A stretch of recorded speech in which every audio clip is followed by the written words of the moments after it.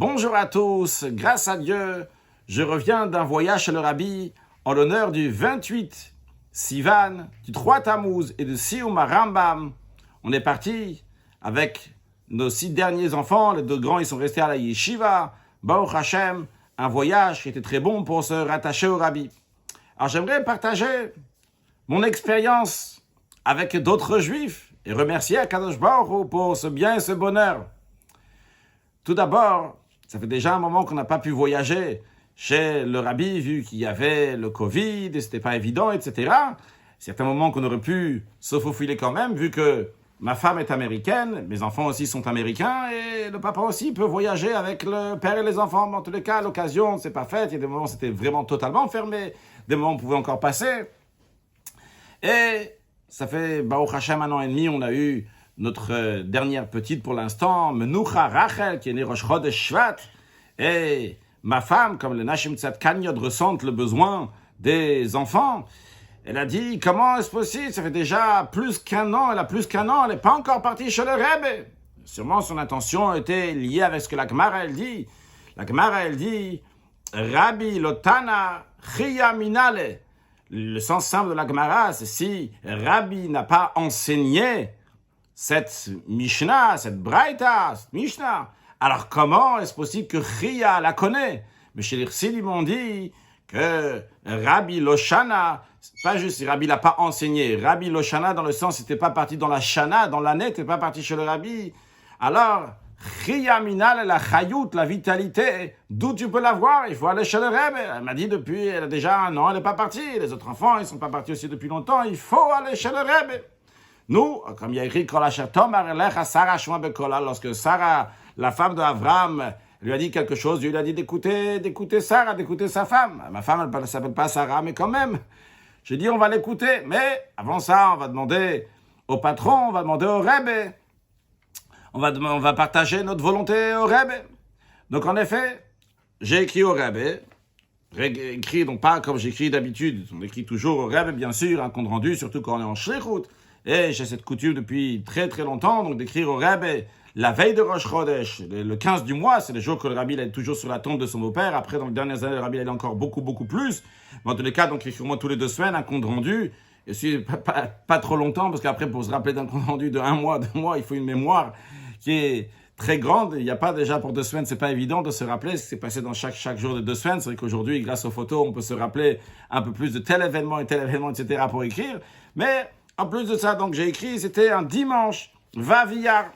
Donc j'ai écrit au Rebbe, voilà, c'est Yom Rishon Vav 6 Iyar Tafshin Pe Aleph. Donc, entre autres, donc au Rabbi, j'ai écrit donc partager notre volonté de vouloir aller chez le Rebbe, Retzoneinu, de voyager chez le Rebbe, Chafret Sivan, Gimel Tammuz, etc. À part les Tfim, on a écrit au Rebbe. Et j'ai mis dans Igrod Kodesh, dans les lettres que le Rabbi a écrit à des Juifs, donc il y a bien longtemps.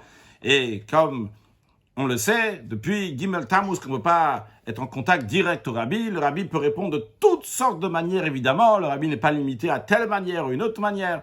Mais une des choses que les Chassidim font baser partiellement sur ce que le Rabbi a dit, que lorsqu'on ne peut pas voyager directement chez le Rabbi, on met dans une lettre, on met dans le livre du Rabbi, eh bien, les Chassidim mettre dans les lettres dans les Igrod Kodesh, des lettres que le Rabbi envoyait à d'autres personnes. Et quand le Rabbi veut répondre par les Igrod Kodesh, il répond par les Igrod Kodesh.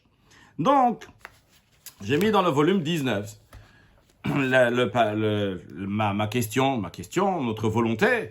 Et c'était sur page Resh Tzadik. Et là, donc, c'est ici, il y a écrit V'yuchal vaker ala tziyun akadosh et kvod dushat more vechami admur. Le Rabbi dit qu'il pourra donc visiter littéralement, donc aller sur la tombe du Rabbi précédent. Le Rabbi dit Mouvan shetzarich levarer apratim banogea la nesiya v'ofana. Évidemment, il faut voir donc les détails sur le voyage et la manière de voyager. Après, j'ai regardé le début de la lettre. Donc déjà, dans cette réponse de ce qui est écrit ici, c'était clair que le Rabbi dit Yuchal levaker, qui peut venir sur la tombe du Rabbi précédent. Donc on peut voyager chez le Rebbe. Et le Rabbi dit aussi de regarder donc les détails, comment on voyageait. Donc en tout cas, personnellement, on l'a pris très au sérieux, vu que c'était les périodes dans lesquelles c'est pas évident de voyager. Il faut avoir des papiers, des vérifications avant des PCR et les papiers, etc., que je suis bien marié avec une Américaine, et c'était tout ce qu'il faut pour pouvoir passer donc tous les endroits, toute la bureaucratie. Donc il a fait très attention, vu que le rabbi nous a dit de faire regarder les pratim, les détails, de se renseigner sur la manière de voyager. Puis après, j'ai tourné la page pour voir le début de la lettre. C'est une lettre que le rabbi il écrit Tet Iyar, le 9 Iyar, Tafshin Chaf, 1960, donc 5720. Le rabbi il écrit cette lettre à un chassid Chaim Shaul Brook, donc qui a fondé la yeshiva, donc Achet Mimim à Rishon LeZion.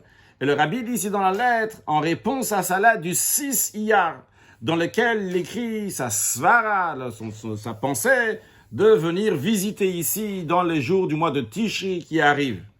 Le rabbi dit, Bichlal, si ça va pas, Yigra, ça va pas retrancher, enlever Chaz Shalom, cette visite-là va pas enlever dans les yeshivas, le sujet de la yeshiva qui a Rishon LeZion, et que Akadosh Baruch Hu lui a donné le mérite, il a fait réussir d'être celui qui l'a fondé et l'a dirigé, alors à ce moment-là, c'est bien, c'est une bonne chose.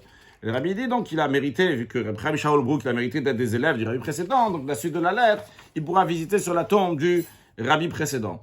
Donc c'est une lettre qui est le Vav Iyar, donc c'est le même jour que j'écris la lettre, le dimanche 6 Iyar, et le rabbi m'a répondu clairement qu'on peut y aller chez le Rebbe. Est-ce qu'il fallait demander ou pas, est-ce que Chassid doit voyager ou pas? En tous les cas, on a demandé au rabbi, surtout par rapport à la période dans laquelle on est, est-ce que ça pourra se passer, est-ce qu'on y va? Baruch Hashem. Donc, on a voyagé pour Chafret Sivan. Le 28 Sivan, c'est le jour que le rabbi est arrivé aux États-Unis. Et cette année, 5780, c'était une année particulière, vu qu'on a fêté 80 ans que le rabbi est arrivé aux États-Unis, 1941-2021, Tafshin Aleph, Tafshin Pe Aleph.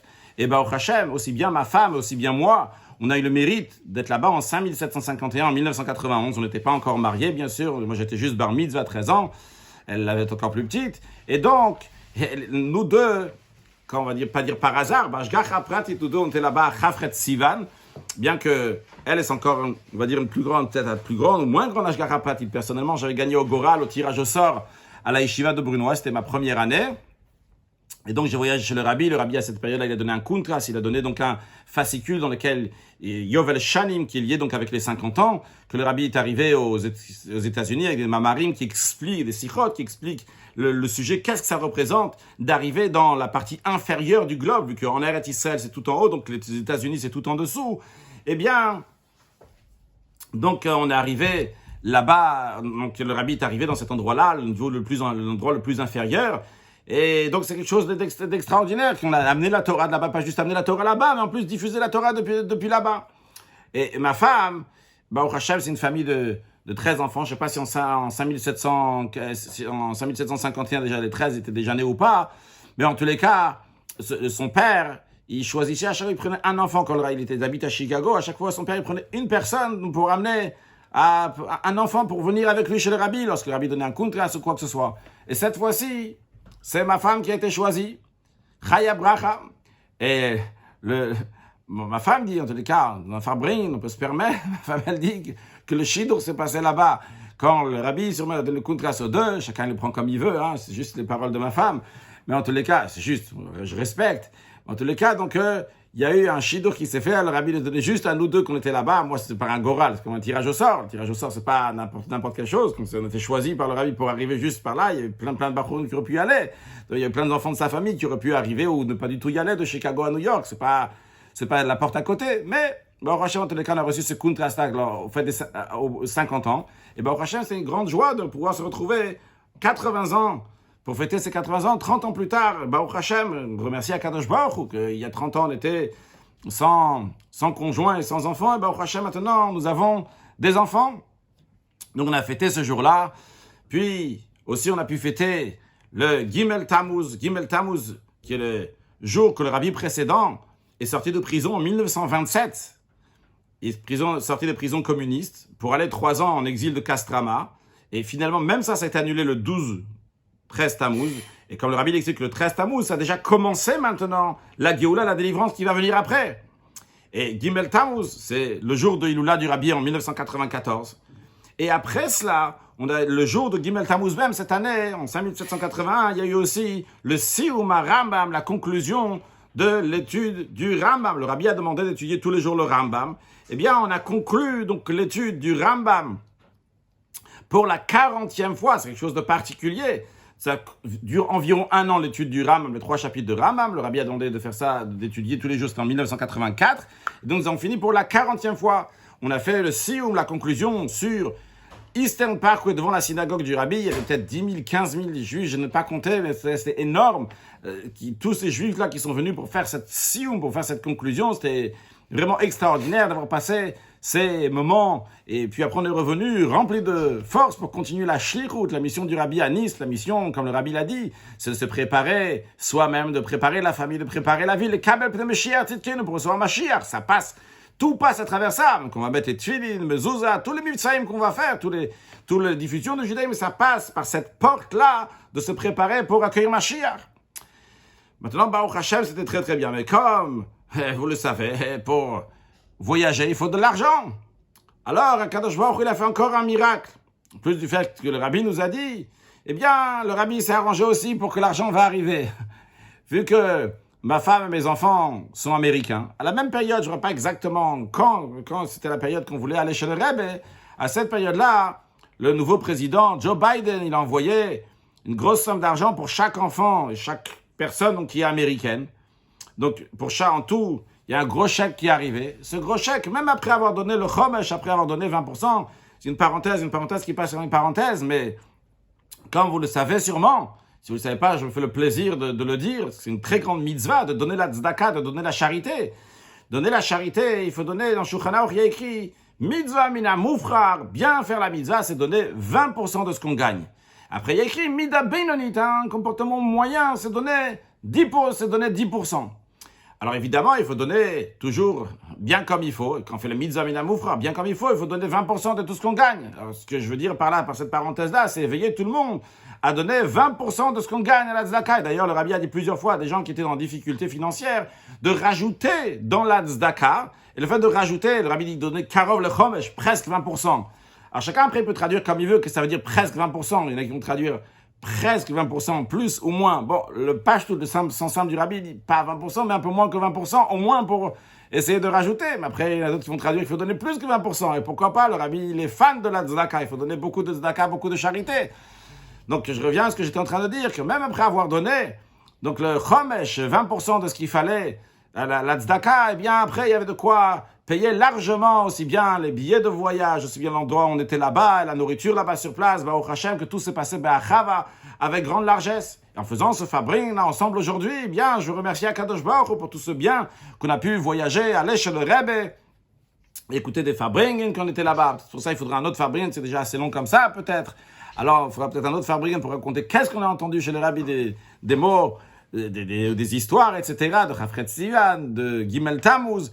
Mais en tous les cas, remercier Akadosh Baruch Hu pour tout le bien qu'il nous a fait, et que Bezrat Hashem, qu'Akadosh Baruch Hu fasse du bien à chacun, à chacune, donc qui partage, qui écoute ce Fabringen, qu'Akadosh Baruch Hu bénisse tout le monde dans de la joie, du bonheur, de la santé, une parnassa, des enfants, le mazal, tout ce que chacun a besoin, matériellement et spirituellement, avec une grande largesse et l'essentiel de tout, que le prochain Chafret Sivan, le prochain Gimel Tammuz, le prochain Siyum Rambam, on va le faire avec Mashiach, Tzidkenu en Eretz Israël, à Yerushalayim, Ira Kodesh, dans le Bet Hamikdash HaShlishi, avec Mashiach, now.